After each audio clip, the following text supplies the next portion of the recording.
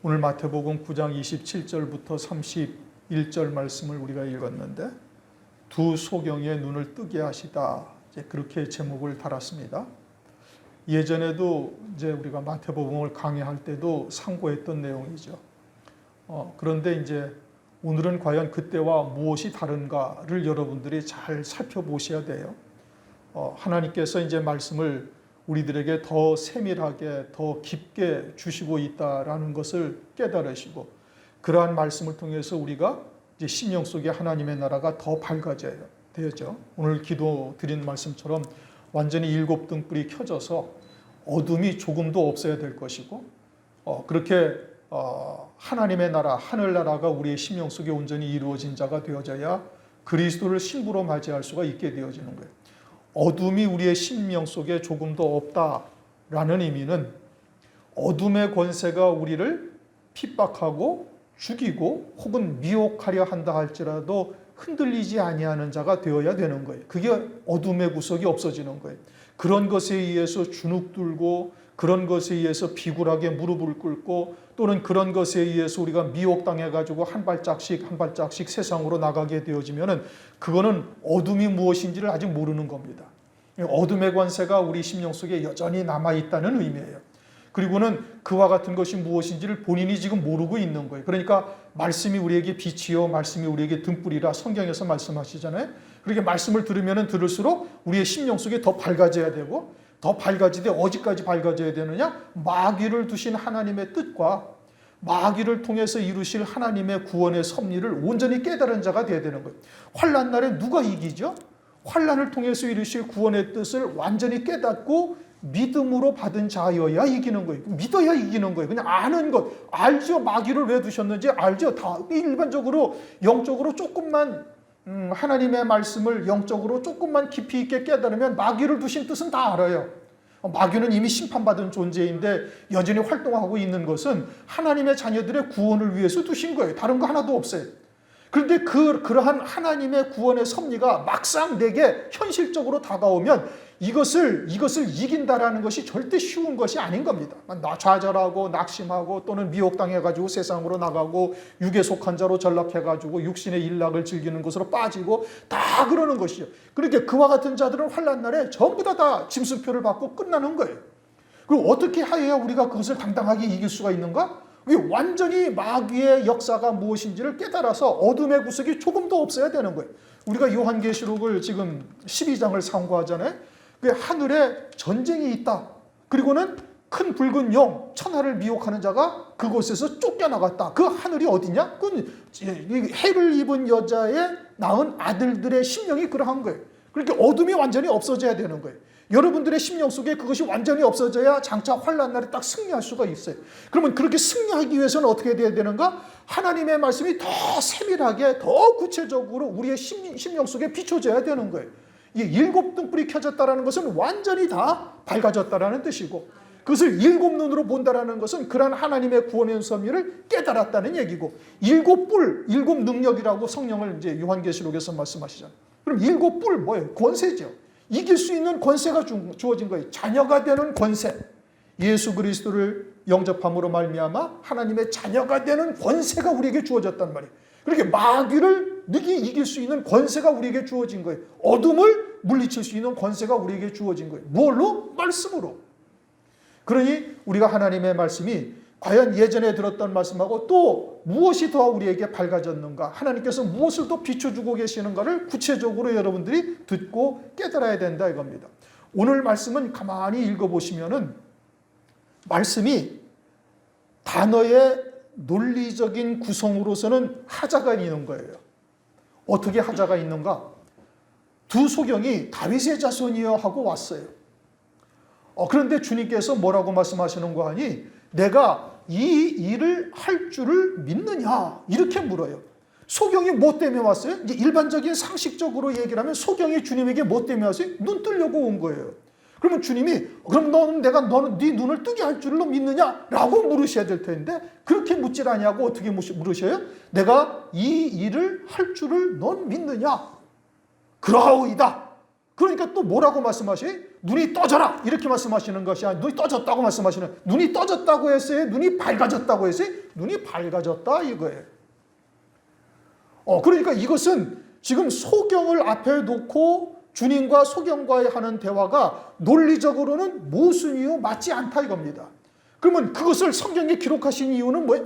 그 속에 영의 세계에서 이루시는 구원의 뜻이 담겨져 있다라는 것을 우리는 이제 알 수가 있죠. 그러면 그게 뭐냐 이거예요.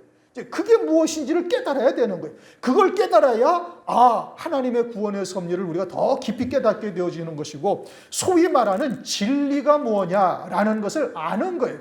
일반적으로 이 말씀을 읽으면 소경에게 주님께서 이해하시는 말씀은 내가 너 눈뜨게 할 줄 아느냐? 믿느냐? 이제 이렇게 물으신 거로구나. 그런 것이 아니라니까요. 주님께서 성경에 그렇게 기록을 할 수가 없어서 그렇게 기록한 것이 아니에요. 그리고서는 눈이 밝아졌다가 아니라 눈이 떠졌다고 얘기해야 될 터인데 그렇게 말씀하지 않냐고 어떻게 말씀하시? 눈이 밝아졌다 이렇게 말씀하시요. 그러니 이러한 말씀을 통해서 성경에 이제 앞으로 네 소경에 대해서 우리가 구체적으로 더 상고할 예정입니다. 마태복음에는 두 소경이 있죠. 마가복음 가면 벳세다의 소경이 있어요. 그리고는 이제 요한복음에는 날 때부터 소경이 있어요. 누가복음에는 여리고성의 소경이 또 있죠. 그러니까 왜 소경을 눈을 뜨게 하는데 여기서는 두 소경이다, 거기서는 또 벳세다의 소경이다, 또는 여리고성의 소경이다, 또 어떤 소경은 날 때부터 소경이다라고 말씀하고 있는데 이것이 우리에게 무엇을 계시하는가? 이제 이러한 부분들을 통해서 우리가 어두운 부분이 없는가? 지난번에는 우리가 5번에 걸쳐서 죽은 자가 뭐냐에 대해서 상고했잖아요. 진리를 무엇인가를 우리가 깨닫고 있다 할지라도 우리가 잠자는 자, 이제 죽은 자는 아니죠. 최소한도 여기서 말씀을 듣고 책망까지 듣고 그러면서도 말씀을 부여잡고 있는 여러분들은 죽은 자는 아니에요. 그러나 그러한 부분들을 깨닫지 못하면 잠자는 자가 될 수는 있어요. 잠자는 자가 되어졌다가 계속 그 상태로 머물게 되어지면 망하는 겁니다. 환난 날에 망하는 거예요. 그러니까 잠자는 자가 되어져서는 아니 될 것을 위해서 이제 성경에 나타난 죽은 자들의 부활로 받았다는 것이 부활이 뭐냐라는 것을 우리가 이제 중점적으로 상고를 했던 것이고, 이제는 과연 소경이 뭐냐? 보지 못하는 자죠. 그러나 주님은 지금 성경을 통해서 육신의 소경을 통해서 어디에 소경을 말씀하고 있어요? 하나님 나라에 대한 소경을 말씀하고 있는 거예요. 그러니까 이 말씀을 통해서 우리가 하나님의 뜻이 무엇인지를 정확하게 깨닫고 분별하고 그래서 하나님의 나라를 다 바라보는 자가 되어져야 되겠다. 이런 취지에서 하나님께서 말씀을 주신 겁니다. 27절 예수께서 거기서 떠나가실새 두 소경이 따라오며 소리질러 가로되. 거기서 떠나가셨다. 어디서 떠나가셨냐? 이제 9장을 쭉 보면 어떤 내용이냐면 9장은 중풍병자에게 주님께서 말씀하시는데 뭐라고 말씀하시는 거 아니? 중풍병자에게 네 침상을 들고 일어나 네 집으로 가라. 이렇게 말씀하시는데 그 전에 어떤 말씀을 하시는 거 아니? 주님이 네 죄 사함을 받았느니라. 그렇게 말씀을 하셔요. 네 죄 사함을 받았느니라. 죄를 사하시는 권세는 누구에게만 있어요? 하나님께만 있는 거예요. 사유하시는 권세는 하나님께만 있단 말이에요. 왜요? 우리의 죄가 금강석 철필 끝으로 아주 하나님의 보좌의 단 뿔에 딱 새겨졌다. 에레미야 17장 1절에 그렇게 말씀하시죠. 그러니까 사람이 용서를 한다고 죄가 사해지는 것이 아니라 죄는 누구에게 짓는 거예요? 하나님께 짓는 거예요. 왜요? 우리는 하나님의 아들의 영이 있는 자이기 때문에 하나님의 아들의 영으로서 죄를 지으면 그 죄가 어디에 새겨져요? 하나님의 성소의 단 뿔에 새겨진단 말이에요. 그렇게 죄를 사하는 권세는 누구에게만 있어요? 하나님에게만 있는 거예요. 그런데 주님이 오셔가지고 이제 나사렛 동네에서 목수의 아들로 가난뱅이요, 불악 무식한 자요, 평생을 한 것이 나무로 대패로 나무 깎는 이런 일밖에 하지를 않았어요. 톱질하고 대패질하고 그저 목수일밖에 한 적이 없는 이 사람이 예루살렘에 가까이 오고 왔다 갔다 하더니 뭔가 좀 이상하더니 갑자기 중풍병자에게 네 죄 사함을 받았느니라. 그리고서는 네 침상을 들고 일어나서 집으로 가라. 그런데 이 중풍병자가 온 세상이 다 아는 중풍병자가 그 말씀에 의지해서 딱 일어나서 어떻게 한 걸음도 걷지 못해서 침상째 달아내렸단 말이에요. 걸음을 못 걷죠. 뭐 쩔뚝쩔뚝 걷기라도 하면 그러다가 저거 가짜였었구나. 뭐 이렇게 인정을 할 텐데 한 걸음도 걷지 못해서 침상째 가지고 데리고 주님 앞으로 왔는데 그자가 벌떡 일어나더니 침상을 가지고 간단 말이에요. 그러면 그 말씀에 뭐가 있는 거예요? 권능이 있는 거예요. 그러면 그 앞에 하신 말씀도 믿어야지. 그런데 유대인들은 그것을 믿질 않는 거예요. 믿질 않고는 한다는 말들이 뭐예요? 나중에 와서는 저게 귀신의 왕인 바알세불을 힘입어가지고 능력이 나타나는구나. 이제 이렇게 예수님을 모독하는 일까지 벌어지는 것이죠. 하나님이신 것을 보여주신 거예요. 하나님이신 것을 보여주었는데도 하나님이신 것을 받아들여야 안 받아들여요? 안 받아들인다 이겁니다.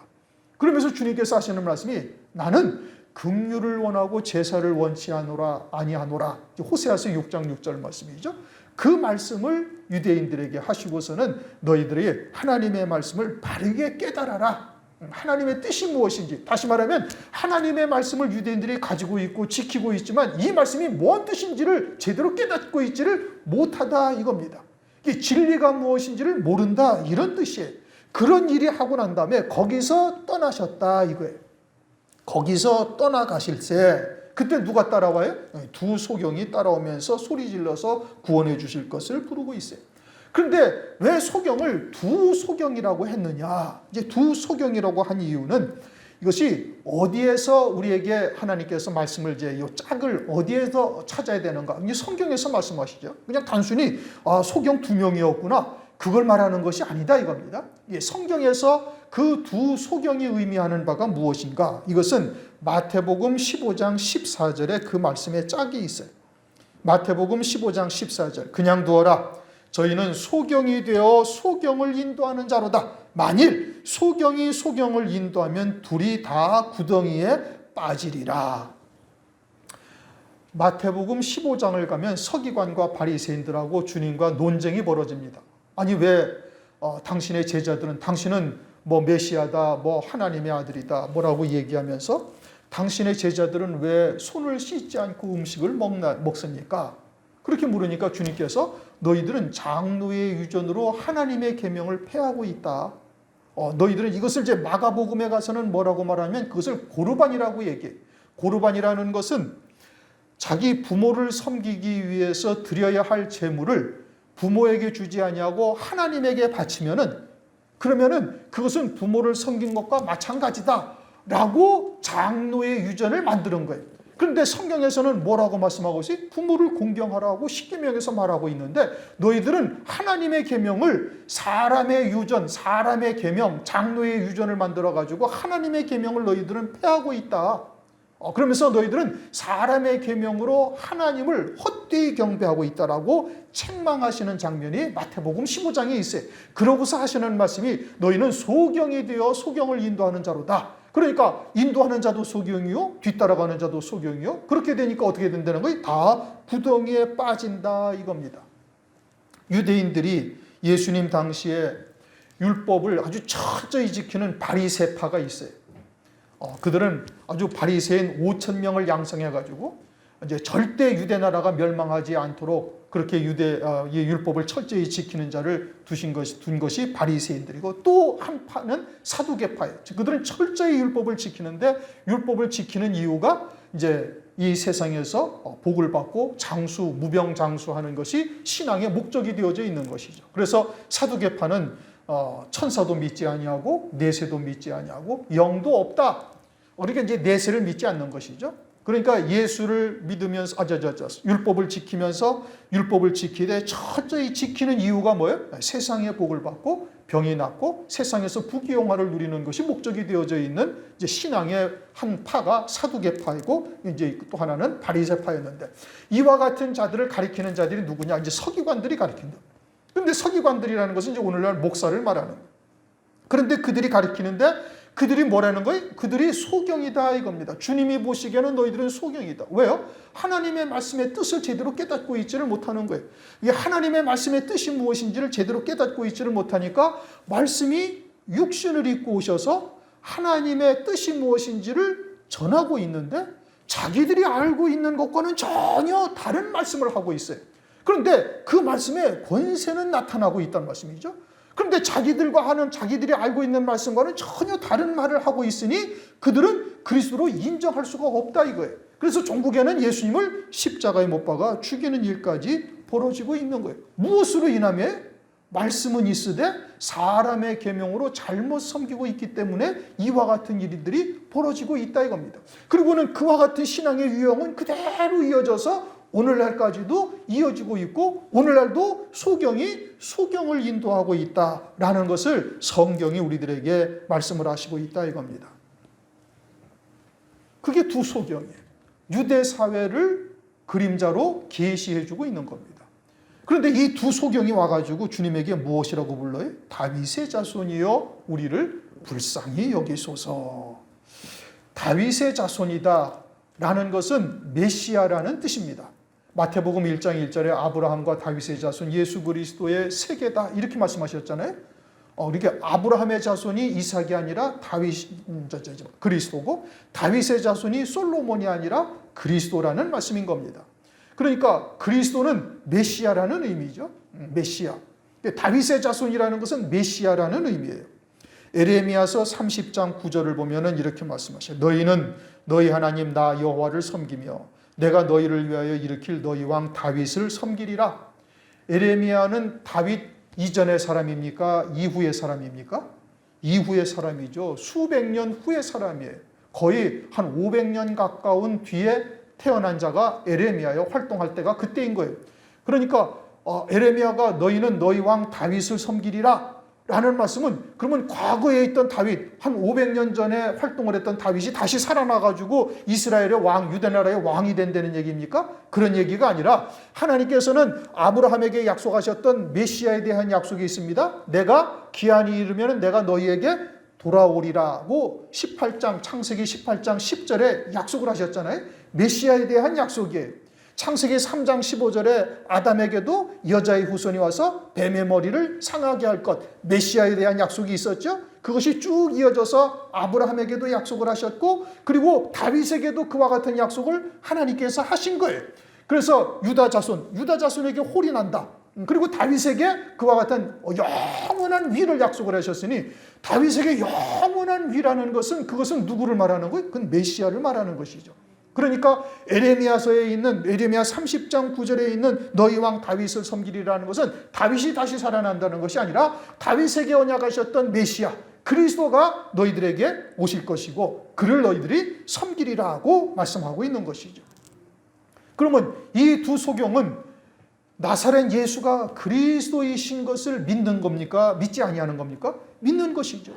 다른 유대인들은 어마어마한 하나님의 표적을 보여주었어요. 주님께서 중풍병자를 일어나게 하시고 감히 사람으로서는 할 수 없는 말인 네 죄 사함을 받았느니라 라는 말까지 하시며 그 말씀에 입증하기 위해서 표적으로 중풍병자가 걷지도 못하는 중풍병자가 자기의 침상을 들고 자기 집으로 걸어가는 이적이 나타났다. 표적이죠. 그런데 메시아라고 인정을 해야 안 해? 안 한단 말이에요. 그런데 소경이들은 주님에게 와가지고 다윗의 자손이다. 메시아라는 것입니다. 메시아라고 인정을 하고 있는 거예요. 그리고 율법을 철저히 지키며 하나님의 말씀을 순종하고 자타가 인정하는 하나님의 백성이라는 서기관들과 바리새인들과 사두개인들과 이들은 예수를 그리스도로 영접지 아니하는데 인정하지 아니하는데 이 두 소경은 메시아라고 인정을 하고 있다 이겁니다. 그러니까 실제 소경은 누가 소경이냐? 그들이 소경이고 육체로는 이 두 소경이 육체로는 소경이지만 영적으로는 소경이 아닌 자들이다 이겁니다. 왜요? 영적으로는 메시아가 누군지를 보니 메시아를 누군지를 봤으니 그들은 소경이 아니죠. 고린도전서 고린도후서 5장을 보면은 그런 말씀이 있죠. 우리가 예수를 육체대로 알았으나 이제는 우리가 육체대로 알지 아니한다 이겁니다. 그러니까 예수가 누구라는 거예요? 메시아라고 이제 확신한다 이런 얘기죠. 그러니까 육체로는 나사렛 예수라는 이름으로 이 땅에 육체를 입고 오셨지만 그 영은 누구라는 겁니까? 그리스도요, 메시아요, 하나님이시다. 이것을 두 소경이 깨달은 거예요. 두 소경이 그것을 깨닫고 다윗의 자손이여 라고 부르면서 주님에게로 온 것이죠. 그러니까 이들은 영적으로는 전혀 소경이 아닌 겁니다. 그러면 이제 누가 소경이라는 거예요? 주님은 실제 눈은 시퍼렇게 뜨고 있는 서기관, 바리새인, 대제사장, 장로들 그리고 사두개인들, 유대인들이 실제로는 소경이다라고 주님께서는 말씀하고 있는 것이죠. 그러므로 이와 같은 신앙의 유형은 오늘날도 그대로 이어지고 있죠. 그럼 오늘날은 누가 소경이냐? 하나님의 말씀은 가지고 있을 때 사람의 계명으로 바꾸어서 섬기고 있는 자들이 오늘날은 소경인 거예요. 그들은 진리가 무엇인지를 압니까? 진리가 무엇인지를 모르는 거예요. 그러니 예수님 당시의 유대인들이 사람의 계명으로 헛되이 경배하고 있다가 예수님을 하나님의 이름으로 십자가에 못 박아 주게. 이미 말씀드린 것처럼 마태복음 15장 9절에 말씀하고 있는 사람의 계명으로 하나님을 헛되이 경배한다는 이 말씀은 이사야서 29장 13절에 기록되어져 있는 말씀이에요. 그러니까 이사야의 때, 예레미야의 때에도 유대인들이 하나님의 말씀을 사람의 계명으로 바꾸어 섬기면서 헛되이 경배하고 있다가 그러다가 바벨론에 멸망한 거예요. 예수님 때에도 또 그 사람의 계명이 그대로 이어져서 그렇게 섬기다가 예수님을 십자가에 못 박은 거예요. 그러면 오늘날은 어떠한가? 오늘날도 역시 마찬가지다 이겁니다. 일반적으로 모든 교회는 다 자기들은 진리요, 성령 충만이요, 예수 중심, 말씀 중심이라고 다 얘기를 하고 있지만 사람의 계명인지 무엇인지를 성경에서 분별을 못하고 있는 거예요. 그것을 분별을 못하고 있다는 것은 자기들이 사람의 계명으로 살고 있다는 얘기고, 사람의 계명으로 살고 있다는 것은 여전히 어둠의 권세 아래에서 살고 있다는 뜻이고, 그것은 주님의 초림의 때와 같이 똑같이 주님의 재림의 때에도 재림하신 그리스도를 맞이하지 못한다는 말씀인 겁니다. 왜요? 진리가 무엇인지를 알지 못하기 때문에 그러는 거예요. 뭐 주보에 보셨으면 아시겠지만 이제 다음 주는 나팔절 절기의 주일입니다. 나팔절. 성경에서 말씀하시는 7절기 가운데 이제 4절기는 주님의 초림으로 이미 다 지나갔죠. 6월절, 무교절, 초실절, 그리고 오순절까지 성령이 강림하심으로 오순절까지 4절기가 이미 다 지나갔고, 그것은 초림하신 그리스도를 말하는 하나님의 명절이었던 것이고, 이제 그 이후에 있는 절기가 나팔절, 속죄일, 그리고 초막절이 있습니다. 나팔절은 이미 우리가 알고 있듯이 큰 나팔 소리와 함께 주께서 재림하시는 재림의 절기고, 그 나팔절을 맞이한 자들이 속죄일과 초막절, 장막절, 가장 큰 명절이죠. 그것을 맞이하게 되어질 것을 우리에게 말씀하고 있는 것이에요. 그런데 오늘날 이 나팔절이라는 절기를 과연 알고 있는가? 교회들이 알고 있는가? 그것을 알고 지키는 교회는 거의 없습니다. 거의 없어요. 그저 한 1000군데쯤 있으면 하나가 있을까 말까, 그것도 없을 겁니다. 한 10,000곳쯤 있으면 거기에 한두 개 알까 있을까 말까, 아니면은 한 너댓 개 교회가, 한 만여 개 교회가 있으면 그 가운데 한 너댓 개 교회 정도가 나팔절이라는 절기를 알고 지킬까 말까, 요 정도일 겁니다. 아주 정확합니다. 왜요? 성경이 그렇게 말씀하셨잖아요. 이사야서 17장을 보면은 감람나무 가지에 2-3개 남은 것 같을 것이고, 무성한 감람나무 가지에 그저 너댓 개 남아있을 것 같다, 남아있는다, 남은 자가 그러하다. 그 성경에서 이미 그렇게 말씀을 하신 거예요. 성경에서 그렇게 말씀하셨으니 반드시 그와 같이 이 땅에서 이루어질 것은 뭐 자명한 사실이죠. 그러니까 오늘날 우리나라 교회가 뭐 7만 개, 6만 개 있다고 그런다면은 그 가운데 과연 손꼽을 정도, 그저 뭐 10손가락에 꼽을 정도의 교회 정도만 이 나팔절이라는 절기를 알고 지키고 있을 겁니다. 나머지는 그럼 뭘 지키냐? 전부 다 추수감사절이라는 명절을 지켜요. 추수감사절이 언제 있어요? 추수감사절은 11월 둘째 주, 셋째 주인 겁니다. 그 추수감사절이라는 것은 성경에서 말씀하시는 초막절, 수장절, 장막절이죠. 제일 마지막 절기에 클라이막스죠. 하나님의 명절 중에 최고의 명절이고, 하나님의 명절 중에 가장 많은 제물을 드리는 명절이에요. 그러니까 그 앞에 있는 6명절에 드린 제물을 다 합해도 초막절에 드리는 이 수장절, 장막절에 드리는 제물보다 적어요. 그러니까 하나님께서 이 장막절이라는 것을 얼마나 귀하게 여기시는지 우리들에게 계시해주고 있는 겁니다. 그런데 그 장막절이 오늘 나팔절로부터 15일 됩니다. 7월, 성경의 달력으로 7월 1일이 나팔절이고, 7월 10일이 속죄일이고, 7월 15일부터 일주일 동안이 초막절, 장막절, 수장절로 지켜요. 그리고서는 우리 달력으로 금년도에는 10월 8일이 앞뒤로 이제 초막절 기간이 됩니다. 그래서 10월 8일을 우리는 초막절 주일로 지키려고 해요. 그럼 10월 8일이 초막절 주일인데 10월 넷째 주일이죠? 둘째 주일이에요. 추수감사절은 언제예요? 11월 둘째 주 내지 셋째 주. 그러면 하나님께서 말씀하신 초막절보다 얼마나 늦어요? 딱 한 달 늦습니다. 이것이 참 기가 막힌 일이잖아요. 우리가 이미 이제 여러 차례 참고했던 것처럼 열왕기상 12장을 보면은 이제 유다 나라에서 갈라져 가지고 북이스라엘 여로보암이 왕으로서 이제 에브라임 지파의 여로보암이 왕으로서 북이스라엘 왕으로서 초대 왕이 되면서 금송아지를 단과 베델에다가 만들어 놓고, 그리고서는 하나님이 정한 절기보다 한 달쯤 늦게 8월 15일로 절기를 삼아서 절기를 지키게 해요. 그게 이제 열왕기상 12장에 쭉 나와 있지 않습니까? 그런데 하나님의 절기보다 얼마나 늦게 했다고요? 한 달쯤 늦게 한 거예요. 그래서 8월 15일.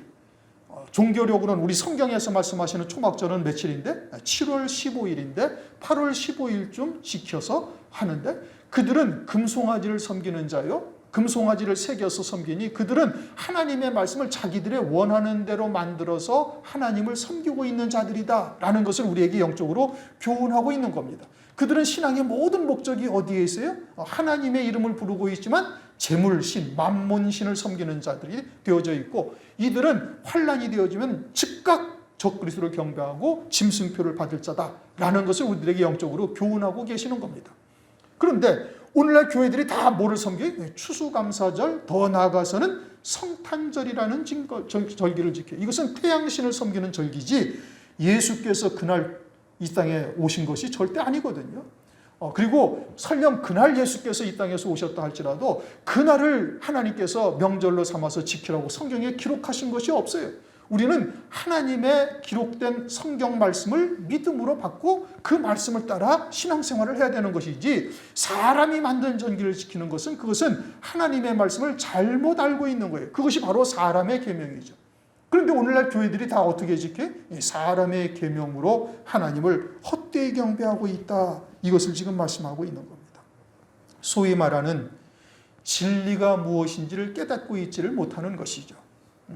우리가 이제 여러 차례 말씀을 드렸지만 하나님의 나라는 우리가 봐도 몰라요. 그러니까 그대로 설명을 해줘도 이게 시간과 공간의 제약을 받고 사는 우리들로서는 이해가 되지를 않습니다. 비근한 예로 성경의 에스겔 1장을 보면은 그룹, 스락, 네 생물에 대해서 묘사를 하고 있어요. 얼굴이 몇 개가 있어요? 4개가 있어요. 동서남북 사방으로 4 얼굴이 있어요. 사자의 얼굴, 사람의 얼굴, 또는 소의 얼굴, 날아가는 독수리의 얼굴, 이와 같은 얼굴이 있고, 그 안에는 그 바퀴는 아주 단쇠 같은데 바퀴 속에 바퀴가 있고, 그 안에 하나님의 신이 있고, 하나님의 신이 어디로 가자 하면 방향을 틀지 않고 그냥 그리로 직각 날아가는데, 이것은 우리가 어떻게 설명이 안 되는 그와 같은 상황이죠. 그러니까 하나님께서는 하나님의 나라에서 이루시는 구원의 세계를 우리에게 성경을 통해서 말씀하시는데, 눈에 보이는 세상의 것과 세상에 있는 사람들을 통해서 우리에게 말씀하고 계시는 거예요. 그러니까 문자적으로 나타난 의미가 그것이 하나님의 뜻이 아니고 그 속에 담겨져 있는 하나님의 구원의 세계가 하나님의 뜻이요, 그것이 진리예요. 그러니까 성경은 반드시 성경으로 풀어야 되는 거예요. 성경의 말씀을 사람의 생각과 세상적인 지식과 사전적인 해석을 하면은 그것은 사람의 계명이지 절대 하나님의 영생의 말씀이 아니다, 이 뜻인 겁니다. 그런데 오늘날 대부분 성경을 어떻게 풀어요? 성경을 성경으로 풀질 아니하고 사람의 지식과 세상의 이치 또는 세상적인 사전적인 해석을 가지고 성경을 풀어요. 그렇게 선이라는 것도 어떻게 해석을 해요? 그냥 사람들이 착한 일을 하면 그것을 선이라고 생각을 해요. 그런데 성경은 뭐라고 말씀하셔요? 하나님 한 분 외에는 선한 이가 없다.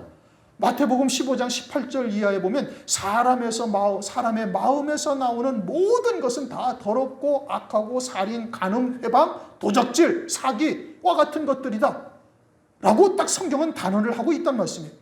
그런데 사람들은 그렇게 생각합니까? 그렇지가 않죠. 사람들에게서도 선이 나온다고 이야기를 하고 있어요. 그러니 하나님의 말씀과 사람들이 생각하는 선과는 전혀 차이가 있어요. 사랑 마찬가지죠.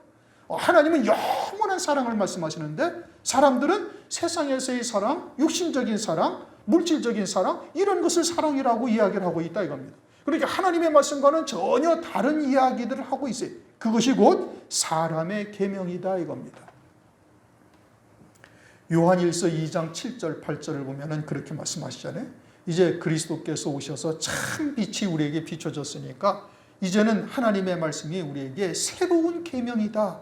그리스도 안에서 새로운 계명이다. 그런데 고린도후서 3장을 보면 여전히 그 영원한 영광이 잠시 있다 사라질 영광의 빛을 바라보면서 그것을 보지 못하고 있으니까 모세의 얼굴에 여전히 수건이 가려져 있다라고 성경에서 그렇게 말씀을 하고 있죠.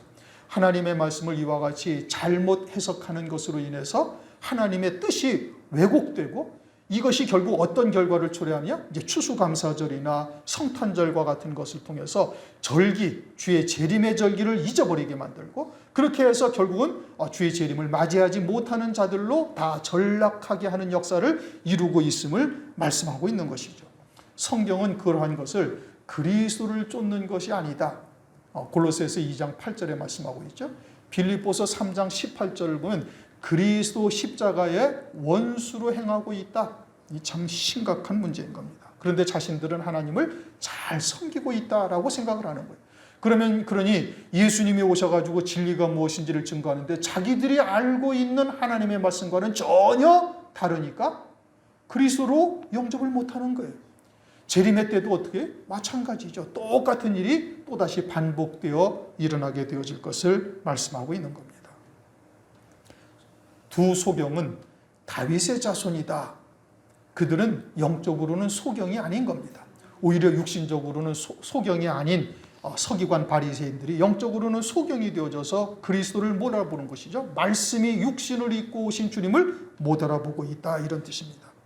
28절 예수께서 집에 들어가심에 소경들이 나오거늘 예수님이 집으로 들어가셨다. 중풍병자는 그 자리에서 고쳐주셨잖아요. 날 때부터 소경된 자도 그 자리에서 고쳐주셨잖아요. 베세다 소경도 그러셨잖아요. 그런데 여기서는 집으로 들어가셨어요. 그러면 주님이 이 들어가신 집이 뭐냐 이거예요.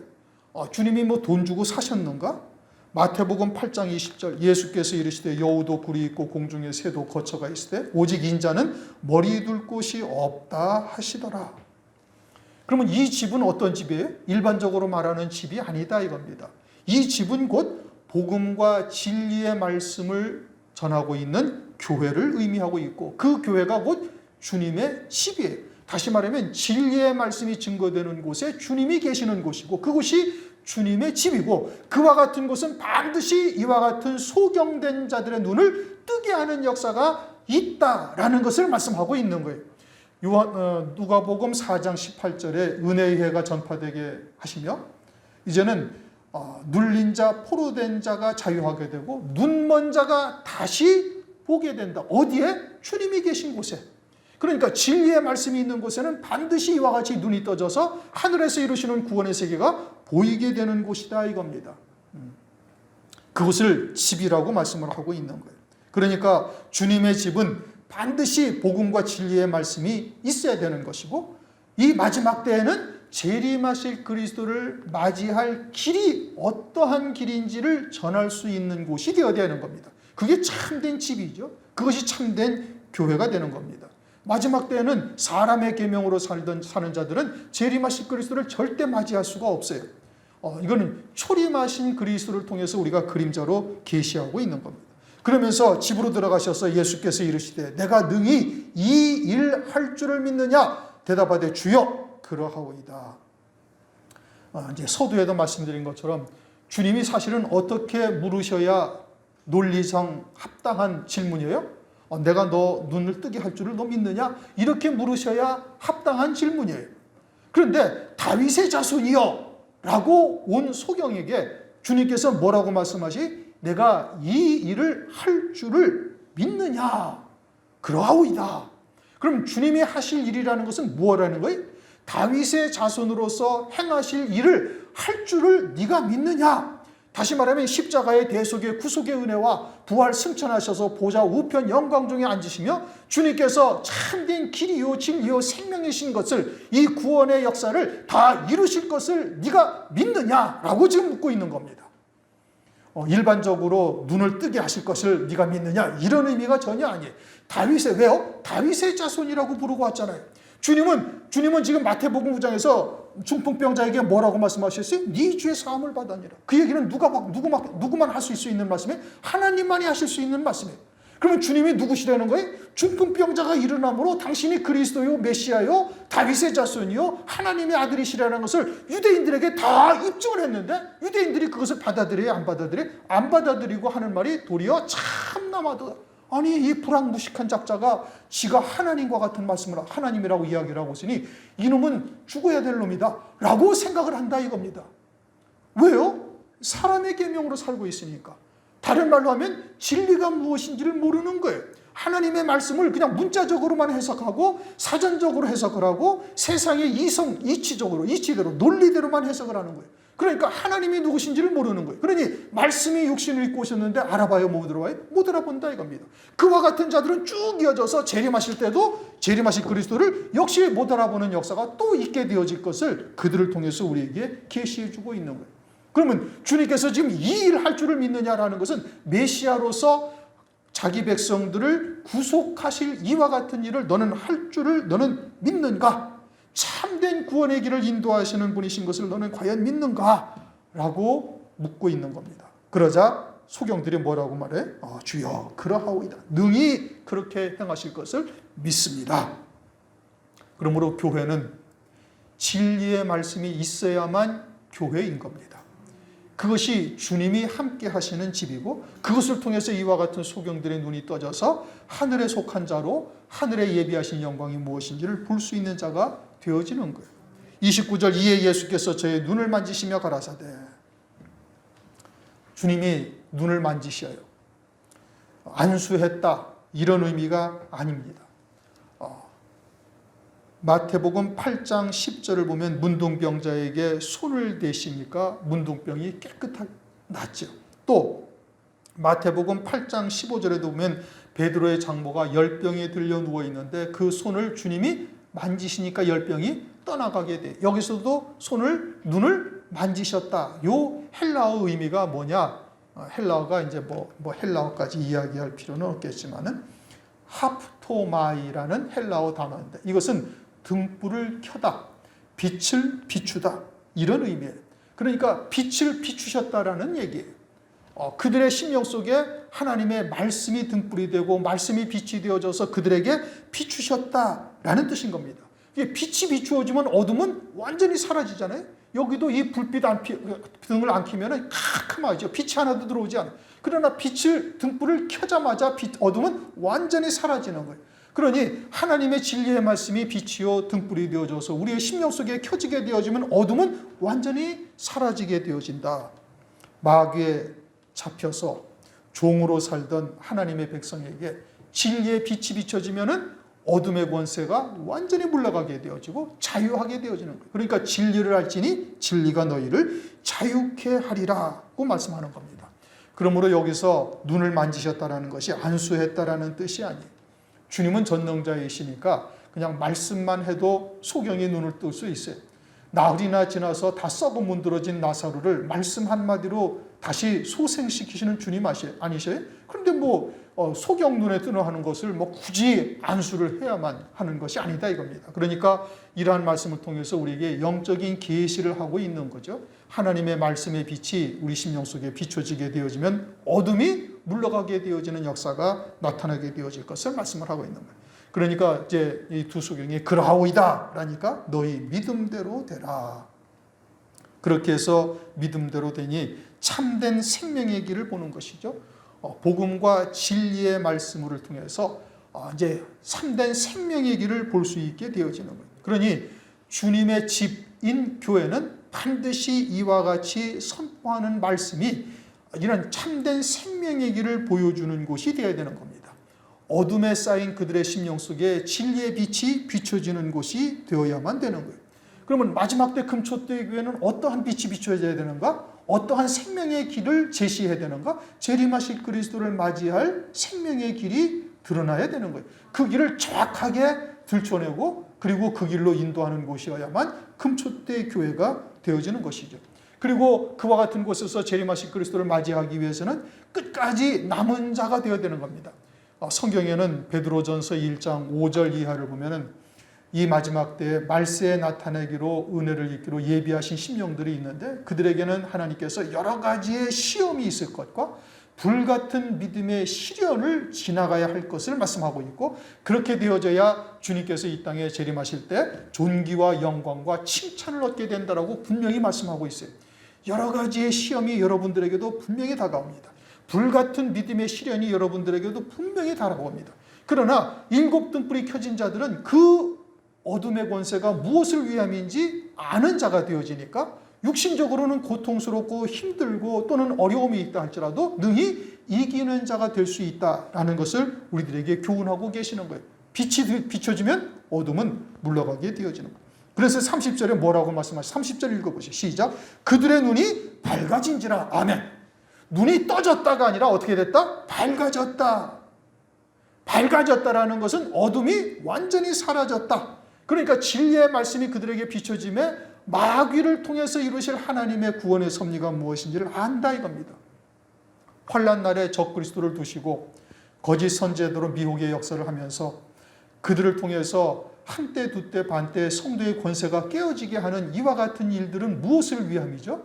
신앙의 정절을 지키는 자들을 통해서 첫째 부활의 영광을 입히시고 그들에게 흰 옷을 입히시며 어린 양의 아내로 세우시기 위함인 거예요. 그러니까 그와 같은 하나님의 구원의 역사를 완전히 깨닫고 일곱 등불이 켜진 자가 되어지고 믿음으로 하나가 되어진 자가 되어지면 짐승표를 받아야 안 받아요? 안 받는다는 말씀입니다.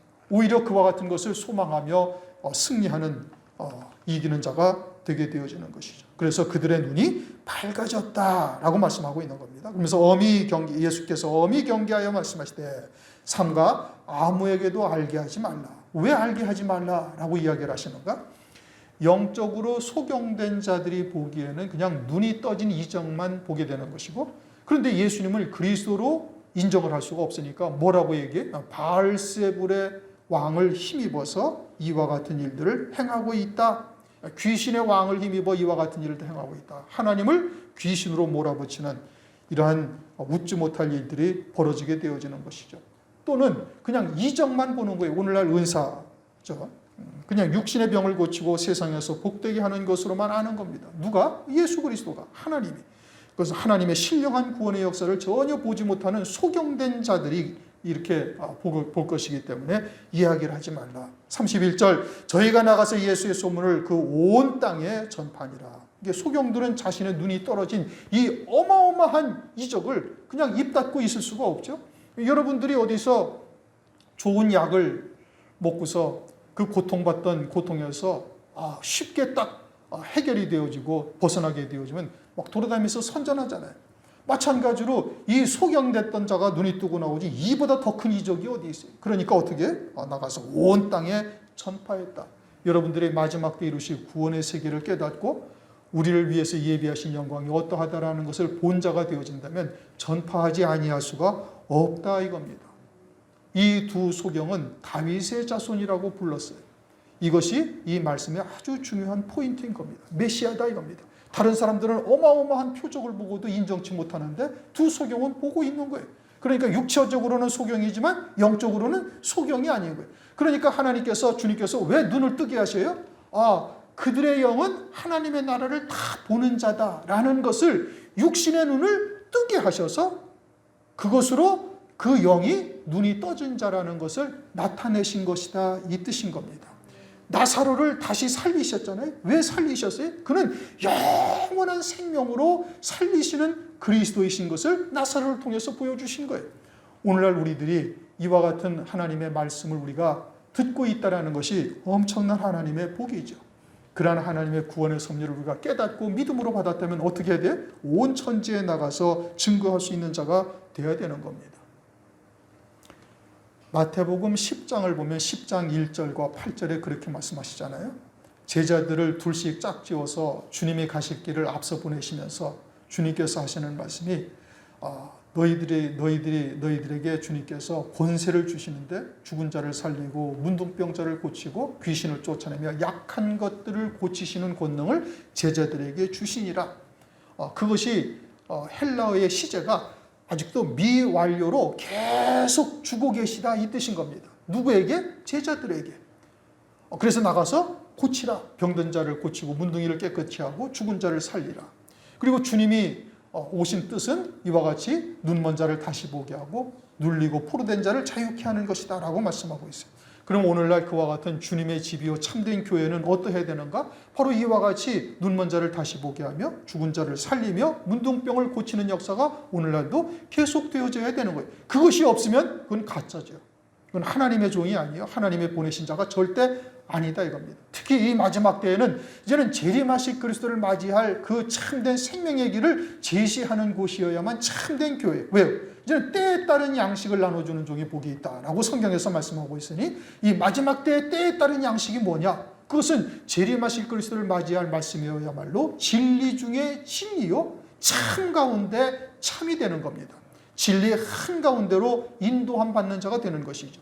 우리가 그와 같은 하나님의 말씀이 우리의 신비에 새겨지게 되어지고 그러한 하나님의 말씀을 우리가 더 구체적으로 깨닫고 믿음으로 받는 자가 되어지면 일곱 등불이 켜진 자가 되어지는 것이고 일곱 등불이 켜진 자는 일곱 눈으로 볼 수가 있고 일곱 능력으로 이루시는 역사를 목도하게 되어질 것을 성경에서 말씀을 하고 있죠.